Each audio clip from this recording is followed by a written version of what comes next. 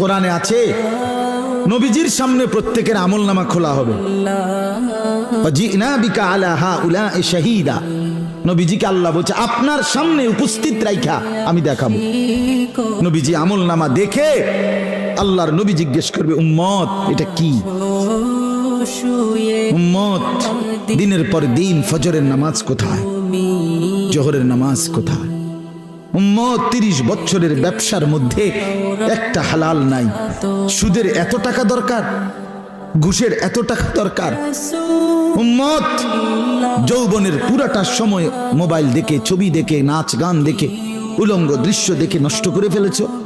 আজ আমি কিসের সুপারিশ করব উম্মত? আমি এটা নিয়ে আমার আল্লাহর সামনে কেমনে দেখাবো?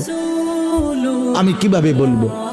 হযরত মাওলানা তারিক জামিল সাহেব বলেন হাসরের ময়দানে নবীজি, আহা বাপ শুনেন শেষ কথা, হাসরের ময়দানে নবীজি নিজের পিঠ মোবারক চাদর সরাইয়া ফেলবেন আর উম্মতকে দেখায় বলবেন উম্মত দেখ না আমার পিঠ চালনির মতো ছিদ্র ছিদ্র, তায়েফের পাথরের আঘাতে আমি এই পরিমাণ ব্যথা পাইছি, আহত হয়েছি, রক্তাক্ত হয়েছি, মৃত্যু পর্যন্ত আর আমার ছিদ্রগুলো আর গোশত দিয়া পুরায় নাই।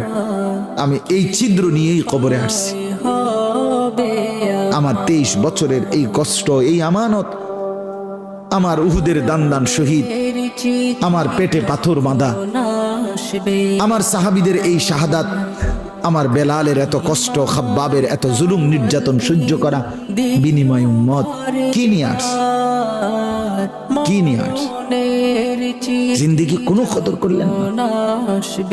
আবার বলছি ইন্নী লাকুম মিনহু নাযীরুম মুবিন, আল্লাহ বলছে নবী শুনাইছে দুইবার, পর পর দুইবার বলছে উম্মত আমি কিন্তু ভয় প্রদর্শন করলাম।